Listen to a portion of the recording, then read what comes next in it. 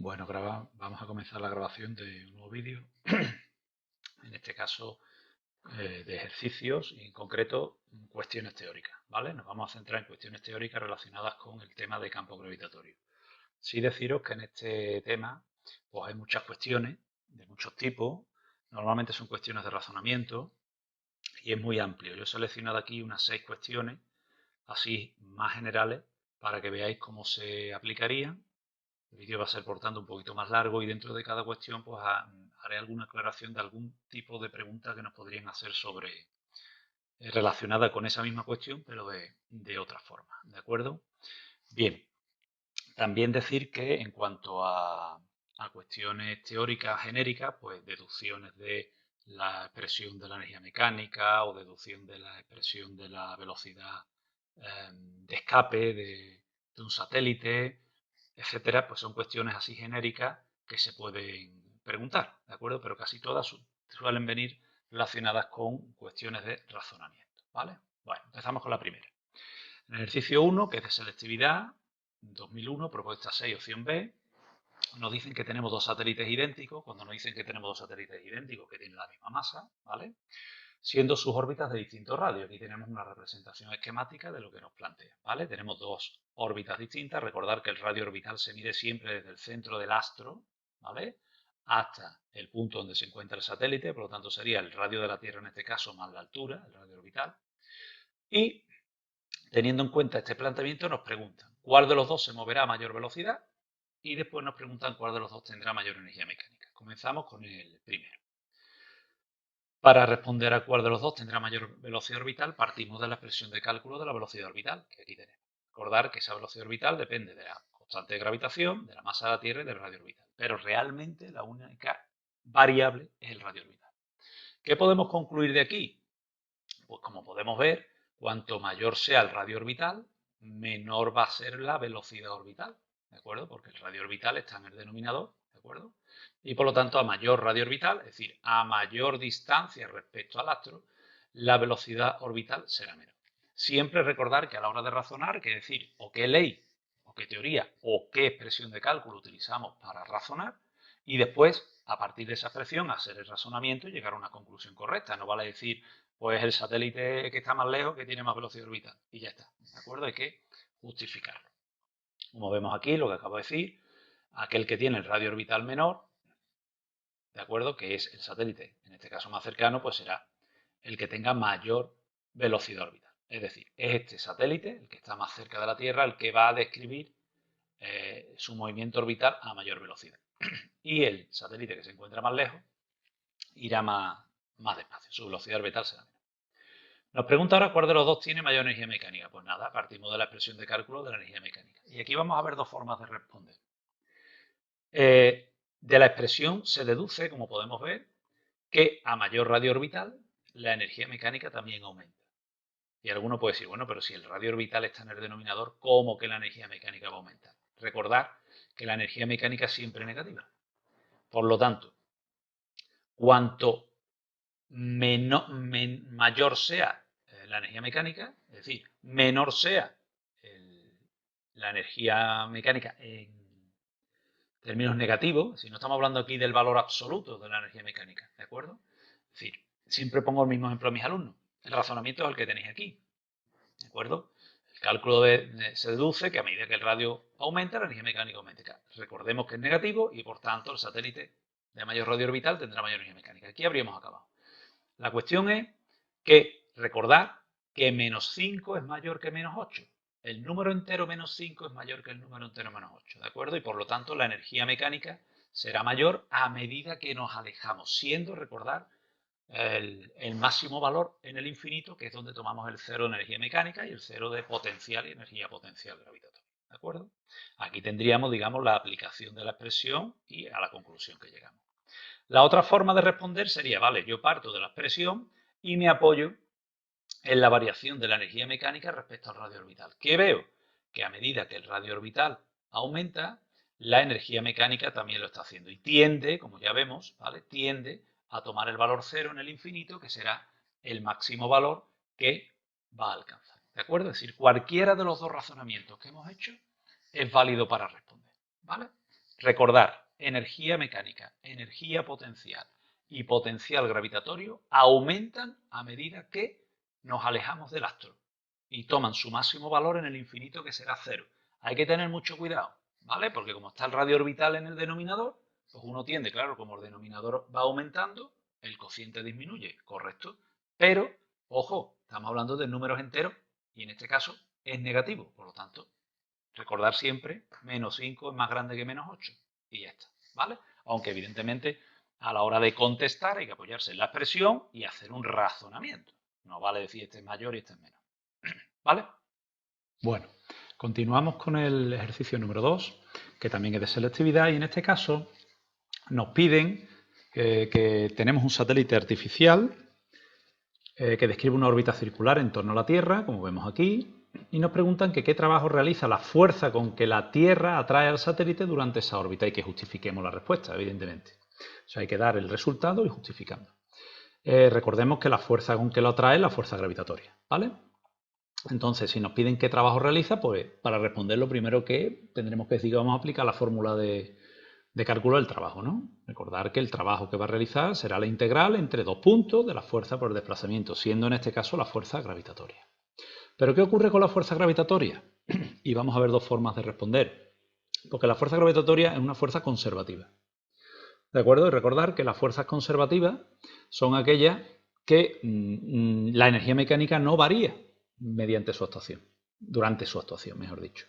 Pero además a ellas viene asociada una energía potencial, que es por lo que vamos a relacionarlo con el trabajo. Recordemos, aplicando el teorema trabajo-energía potencial, que el trabajo realizado por las fuerzas conservativas es igual a menos la variación de energía potencial que se produce.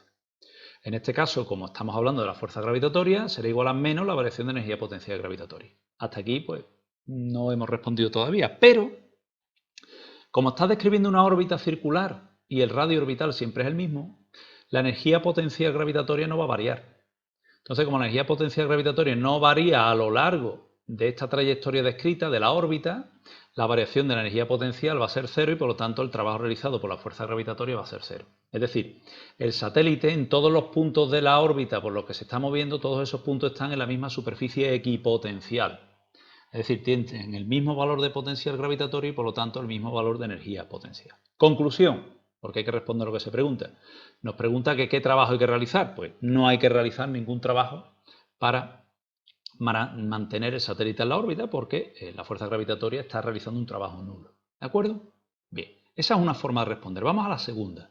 La segunda es utilizar precisamente la expresión de cálculo del trabajo y partir de la expresión de la fuerza y del desplazamiento. Como vemos aquí en la representación gráfica, la fuerza gravitatoria y el diferencial de desplazamiento en todos los puntos de la trayectoria van a ser siempre perpendiculares. Es decir, que este producto escalar que tenemos aquí aplicado a la fuerza gravitatoria va a ser siempre cero. Por lo tanto, si el producto escalar es cero, el trabajo realizado va a ser nulo. Y por tanto, llegamos a la misma conclusión que llegábamos en la primera forma de responder. ¿De acuerdo? Es decir, que el trabajo que realiza la fuerza gravitatoria es cero y por lo tanto no va a haber que realizar ningún trabajo para, o sea, mejor dicho, la fuerza gravitatoria no realiza ningún trabajo para mantener al satélite en la órbita. Por eso decía que qué trabajo hay que realizar y justificar la respuesta. ¿De acuerdo? No hay que hacer ningún cálculo, se sabe que es cero, pero hay que llegar a esa conclusión. Y ya veis que hay dos formas de responder.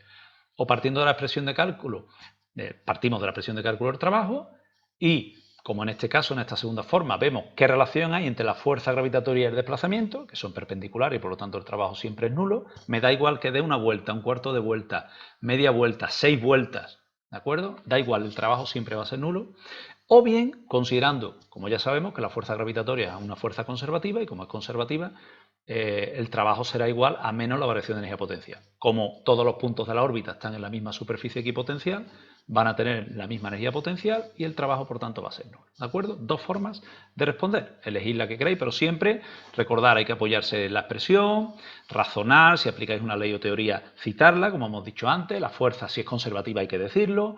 Si aplicamos el teorema de trabajo de energía potencial, hay que citarlo. ¿De acuerdo? Todo eso se utiliza en la justificación de la respuesta. ¿De acuerdo? Pues bien, pasamos al ejercicio número 3. El ejercicio número 3 ahora es otra de las cuestiones así genéricas, así de razonamiento que nos hacen sobre campo gravitatorio. Nos dice, Conteste razonadamente las siguientes preguntas. A. Si se redujera a la mitad, si se redujera el radio de la órbita lunar en torno a la Tierra, no dice si a la mitad o no, si se reduce, ¿aumentará su velocidad orbital? Es decir, yo tengo que el radio orbital de la Luna es este, ¿vale? Y nos dicen que se reduce. Si la Luna pasa a orbitar a un radio orbital menor. Recordar que el radio orbital se mide siempre de centro de astro a centro de astro, ¿de acuerdo? Y nos pregunta que qué le pasaría a su velocidad orbital, si aumentaría en concreto. Este tipo de cuestiones, igual que las anteriores, nos pueden decir aumentaría, disminuye, ¿qué pasaría con la velocidad orbital? Todas se responden igual, porque hay que hacer un razonamiento previo para llegar a la respuesta. El B lo leemos ahora después. Me preguntan por la velocidad orbital. Pues mira, lo primero que tengo que hacer es decir, me voy a apoyar en la expresión de cálculo de la velocidad orbital, que es esta, ¿vale? En este caso, la velocidad orbital que va a tener la Luna en su movimiento alrededor de la Tierra. Por eso vemos aquí la masa de la Tierra. Como vemos, la masa de la Luna no influye, ¿vale? Entonces, ¿qué os puedo observar? Hombre, que si el radio orbital de la Luna se reduce, es decir, el radio orbital 2 es menor que el 1, cuando yo sustituyo la expresión, como el radio orbital está en el denominador, si lo estoy haciendo más pequeño, quiere decir que el cociente será mayor. Por lo tanto, la velocidad orbital va a aumentar. Responderíamos a partir de esta expresión, de este razonamiento, al final añadiríamos aquí la respuesta. Es decir, bueno, pues que la velocidad orbital de la Luna, cuando se reduce el radio orbital, aumenta, efectivamente, aumenta. Estamos de acuerdo con la respuesta. Hemos llegado aquí matemáticamente a ese razonamiento, ¿vale? Pondríamos aquí una línea. Vamos ahora al B. Nos dice ahora dónde es mayor la velocidad de escape, ¿en la Tierra o en la Luna?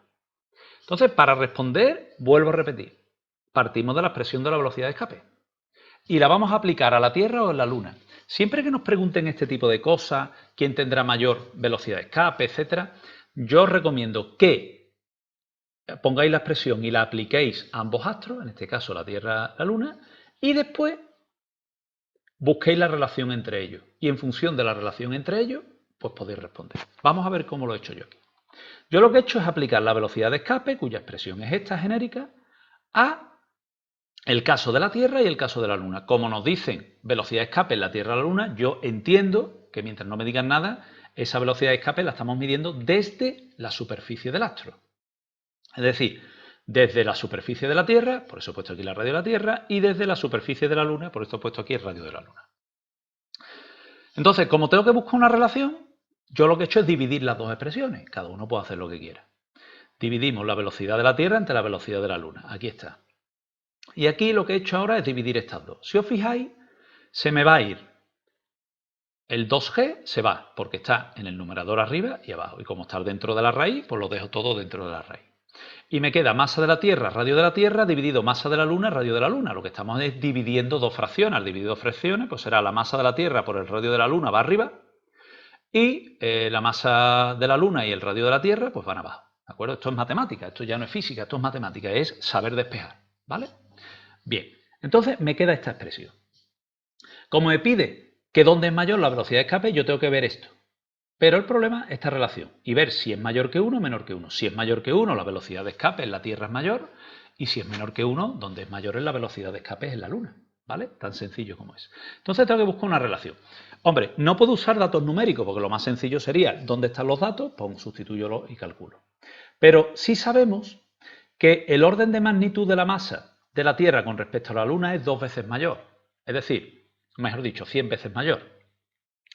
¿Por qué? Porque la Tierra está en torno a 6 por 10 elevado a 24 y la Luna en torno a 7 por 10 elevado a 22. Es decir, es 100 veces mayor la Tierra. Yo he puesto ahí 2 veces, más veces, bastante mayor. 2 órdenes de magnitud me refiero a 10 elevado a 2, ¿de acuerdo? Bien. Sin embargo, el radio están dentro del mismo orden de magnitud. Evidentemente, el radio de la Tierra es mayor porque es 6,37 por 10 elevado a 6. Pero es que el radio de la Luna es en torno a 1,7 por 10 elevado, si no recuerdo mal, 1,7 por 10 elevado a 6 también. Con lo cual, es verdad que es más pequeño, pero están dentro del mismo orden de magnitud. ¿Qué ocurre? Por tanto, que cuando yo haga esta multiplicación, el numerador va a ser mayor que el denominador. Y si el numerador es mayor que el denominador, cuando haga la raíz cuadrada, pues evidentemente me va a quedar que la velocidad de escape de la Tierra va a ser mayor que la velocidad de escape de la Luna. Es verdad que esta cuestión es un poquito complicada porque si a mí no me dan datos numéricos yo no lo puedo utilizar, ¿de acuerdo? Yo sustituiría ahí los datos y haría el cálculo. Pero sí se puede razonar, ¿vale?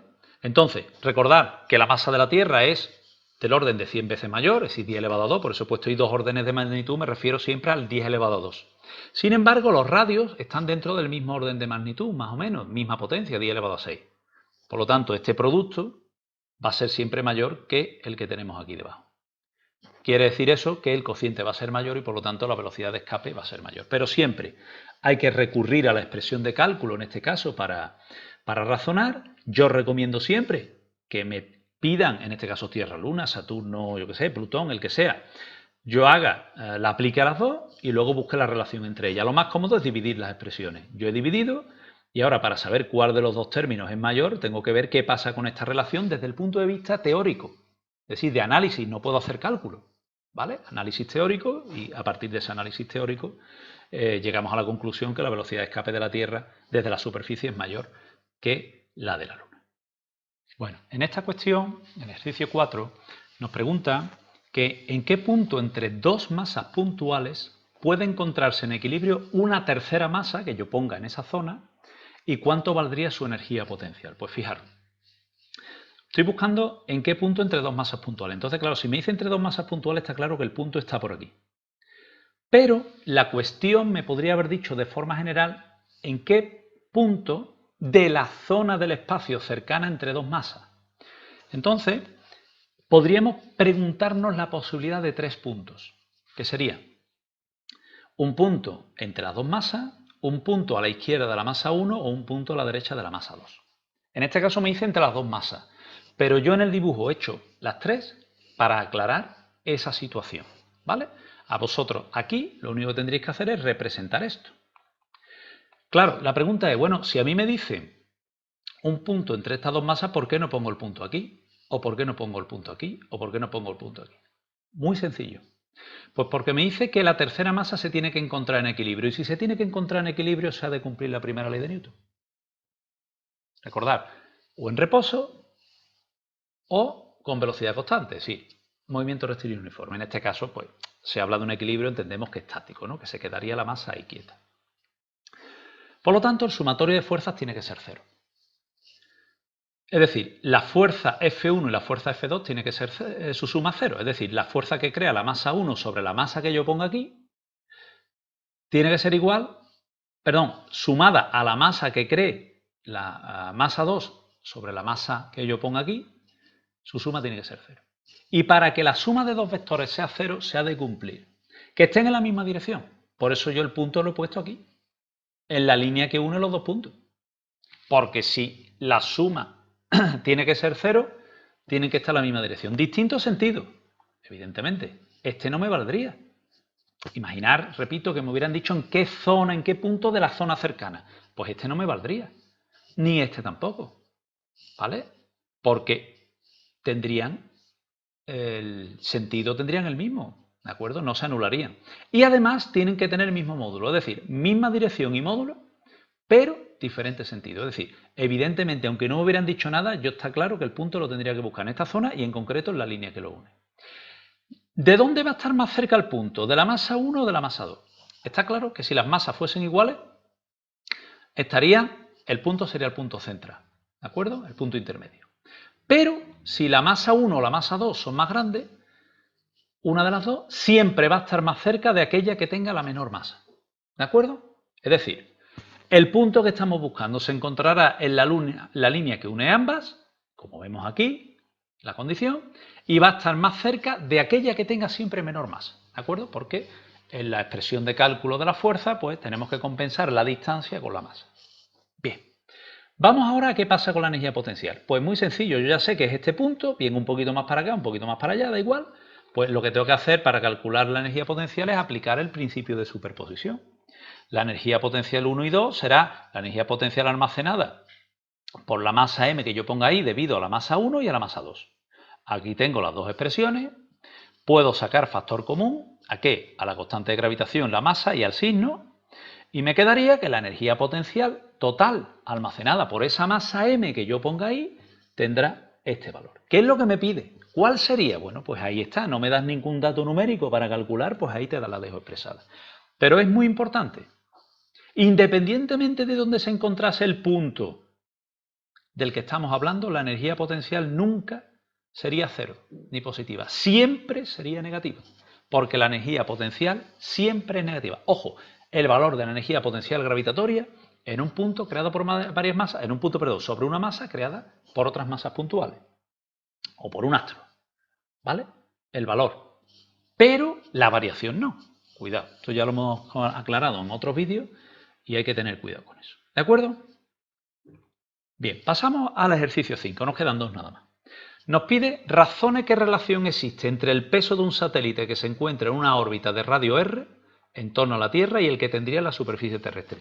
Antes de empezar, yo siempre suelo hacer una representación de lo que ocurre. O sea, yo tengo el satélite, como vemos aquí, en la superficie y tengo el satélite orbitando a un radio orbital R. Recordar que el radio orbital es siempre la distancia desde el centro hasta aquí, ¿vale? Hasta el punto donde orbita. Bien.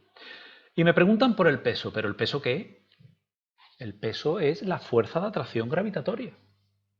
Entonces, como me piden que obtenga la relación entre ambos, como ya he dicho en un ejercicio anterior, yo lo que voy a hacer es aplicar la expresión de cálculo del peso, es decir, de la fuerza gravitatoria, no el mg, o sea, la expresión de cálculo de la fuerza gravitatoria, en la superficie y en la órbita.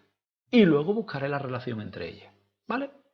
Lo voy a hacer en módulo, evidentemente. ¿Vale? No lo voy a hacer vectorialmente, voy a ver la relación módulo. Por eso me he ahorrado poner la barrita con la flechita de vector, ¿vale? Estamos trabajando en módulo para la fuerza.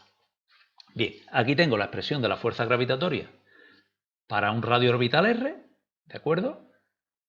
Para el satélite sería G, masa de la Tierra, masa del satélite partido radio orbital al cuadrado, y aquí lo mismo en la superficie, ¿vale?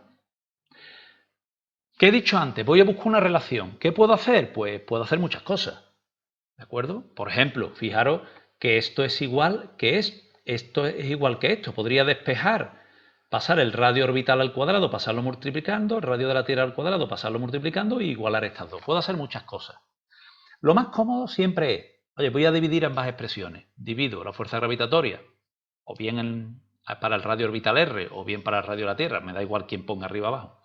Divido y divido ambas expresiones. ¿Qué ocurre? Que al dividir vemos que estos dos términos que están en el numerador, pues se me van. O sea que la relación que yo voy buscando no va a depender ni de la constante de gravitación, ni de la masa de la Tierra, ni de la masa del satélite. ¿Vale? Y ahora, una vez que tengo esto, lo que hago es buscar la relación. Obtenemos la relación entre ambos pesos.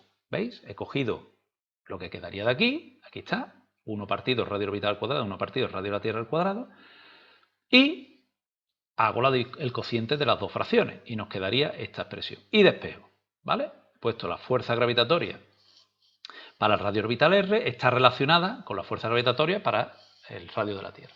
Y depende de dos parámetros, que numéricamente no sé lo que valen, pero yo sé que el radio orbital R es mayor que el radio de la Tierra. Entonces, como yo sé que este cociente va a ser menor que 1, ¿qué conclusión puedo sacar? Pues algo que yo ya sabía. Yo ya sabía que a medida que el satélite orbite a distancias mayores, la fuerza de atracción gravitatoria va a ser menor. Es decir, la fuerza gravitatoria al radio orbital R tiene que ser menor que la fuerza gravitatoria para la superficie terrestre. ¿Vale? Eso es algo que ya sabíamos. Pero lo que me pide la cuestión es que obtengamos la relación. Pues aquí está la relación. La relación entre los dos valores en módulo es esta expresión que hemos obtenido. ¿Vale? Es una cuestión teórica. Entonces, recordar, siempre lo más sencillo es, bueno, ¿qué me piden? Superficie, una órbita. Hacer una representación gráfica ayuda mucho. Pongo las expresiones de cálculo, busco la relación entre ellas, bien dividiendo, como en este caso, o como ya os he dicho, como en este caso los dos numeradores son iguales, podríamos haber despejado e igualar los dos numeradores, cada uno que lo haga como quiera, y llegamos a una expresión que los relaciona. Pues ya hemos obtenido la relación. Luego hay que analizar si la relación es correcta, para no dar un resultado absurdo. Nosotros sabemos, repito, que la fuerza de atracción gravitatoria disminuye con la distancia. Por lo tanto, la fuerza gravitatoria para un radio orbital mayor que evidentemente el del radio correspondiente a la superficie de la Tierra tiene que ser menor. Y eso se cumple, porque este cociente es más pequeño que 1. Entonces hemos llegado a una conclusión correcta. Lo que no vamos a llegar a una expresión matemática, llegar a una conclusión incorrecta y decir, pues nos habremos equivocado. No, no vale. ¿Vale? Hay que tener claro que en este caso la fuerza gravitatoria, la expresión que nos salga, nos debe llevar a la conclusión de que la fuerza gravitatoria a la superficie terrestre es mayor que a cualquier radio orbital que tengamos el satélite. ¿De acuerdo? Bien. Bueno, pues vamos al último ejercicio, la última cuestión, que es de selectividad del 2017, y ya estamos con los cambios en las orientaciones y con el nuevo modelo de examen y de estructura de examen. ¿De acuerdo? Nos dice que tenemos una partícula de masa m, pequeña, minúscula, que se desplaza desde un punto A hasta un punto B en una zona del espacio, una región del espacio en el que existe un campo gravitatorio creado por una masa m.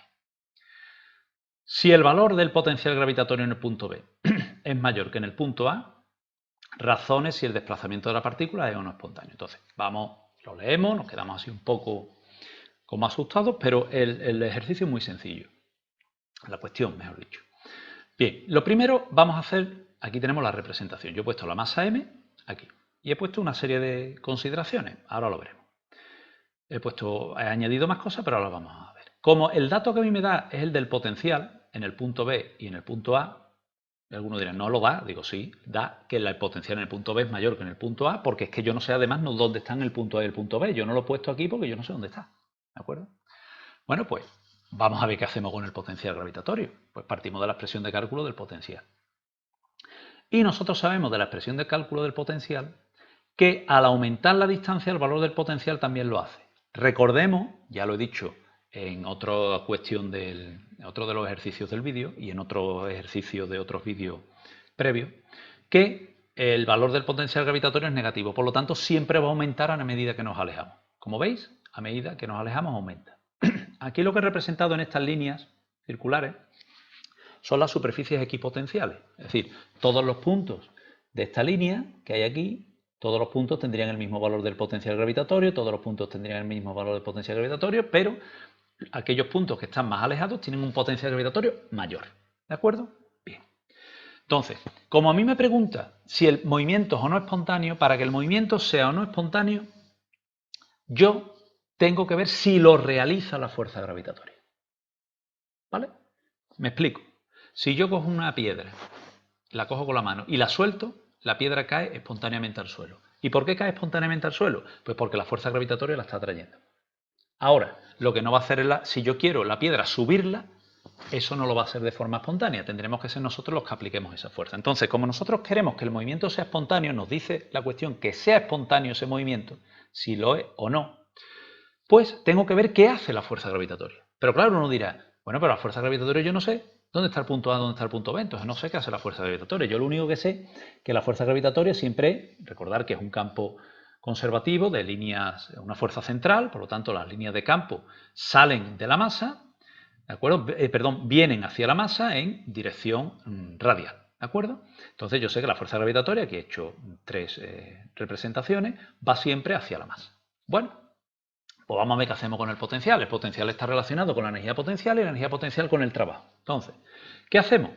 Pues vamos a calcular el trabajo que realiza la fuerza gravitatoria. ¿De acuerdo? Y digo, bueno, como la fuerza gravitatoria es una fuerza conservativa, pues será igual a menos la variación de energía potencial. O lo que es lo mismo, es igual a menos la masa que sufre la acción de esa fuerza, la masa m, esta que tenemos aquí, que es la que se desplaza, por la variación de potencial entre ambos puntos. ¿Qué sabemos? Que va desde el punto A hasta el punto B. Es el desplazamiento. Y que el potencial en el punto B es mayor que el potencial en el punto A. Por lo tanto, aplicamos las condiciones que nos dan. Si el potencial en el punto B es mayor que el potencial en el punto A y va del punto A al punto B, la variación del potencial gravitatorio es positiva. Ojo, la variación del potencial gravitatorio sí puede ser positiva. Lo que no va a ser nunca positivo es el potencial en un punto, que va a ser siempre negativo. Bien. ¿Qué conclusiones sacamos? Que el trabajo realizado por la fuerza gravitatoria es negativo. Y si es negativo, es porque la fuerza y el desplazamiento, recordemos la expresión de cálculo del trabajo, ¿de acuerdo? Forman un ángulo mayor de 90 grados. Si el trabajo es negativo, el desplazamiento no puede ser espontáneo, ¿vale? Si yo cojo mi piedra, que la tengo en la mano, y la dejo y la suelto, cae porque la fuerza gravitatoria y el desplazamiento van en la misma dirección, en el mismo sentido, y el trabajo que se realiza es positivo. ¿De acuerdo? Ahora, si la piedra la subo con mi mano hacia arriba, como la fuerza gravitatoria va en sentido contrario al desplazamiento, el trabajo que realiza la fuerza gravitatoria es negativo. Es decir, que cuando se desplace desde el punto A al punto B esa masa, este desplazamiento no va a ser espontáneo porque para que fuese espontáneo tendría que realizarlo la fuerza gravitatoria. Y eso es así si el trabajo que realiza la fuerza gravitatoria es positivo. Pero como nos ha salido que el trabajo que realiza la fuerza gravitatoria es negativo, el trabajo no será espontáneo. ¿De acuerdo? Entonces, lo que hay que buscar en este tipo de cuestiones que ha aparecido más de una vez, preguntada de diferentes formas, es la relación. Es decir, si me hablan de movimiento espontáneo, no espontáneo, si ese movimiento es espontáneo, lo realiza la fuerza gravitatoria. Y ya sé que si me dan como dato el potencial o la energía potencial, o sea, me podían haber dicho que la energía potencial en el punto B para esa masa es mayor que en el punto A, o menor. O la pregunta haber dicho, si va desde un punto A a un punto B cuyo potencial es mayor o es menor, ¿qué le pasa a la energía potencial? Si hay muchas maneras de preguntar. Aquí tenemos una de las maneras. Y es verdad que es un poquito engorroso, porque el alumno va buscando siempre, vais buscando siempre, bueno, ¿y el punto A y el punto B dónde está? No lo sé. Yo lo que ahora sí sé es que el punto B está más lejos que el punto A. Si, por ejemplo, el punto A puede estar aquí y el punto B pues puede estar aquí, o puede estar aquí, o puede estar aquí. Es decir, siempre que esté más alejado de A, ¿vale?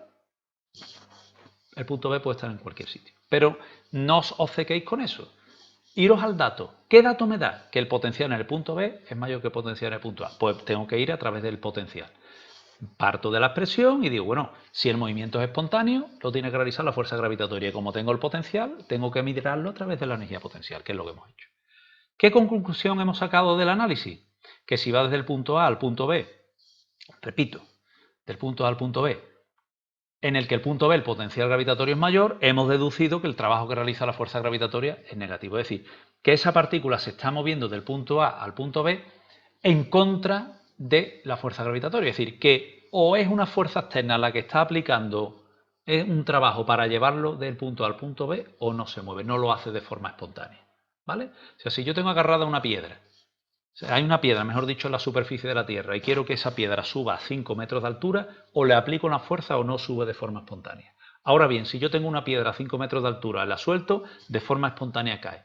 ¿Quién es responsable? La fuerza gravitatoria. ¿De acuerdo? Aquí tenéis una forma de responder a esta cuestión. Bueno, con esto finalizamos. Repito que las cuestiones sobre el campo gravitatorio son muy abiertas. Hay muchas posibilidades. Yo he seleccionado unos cuantos ejercicios para no hacer el vídeo, ya es suficientemente largo, no hacerlo más largo todavía, de tal manera que, bueno, podéis ver el ejercicio que os interese dentro del vídeo y no tenéis que verlo entero, ¿vale? Y que toque todos los puntos.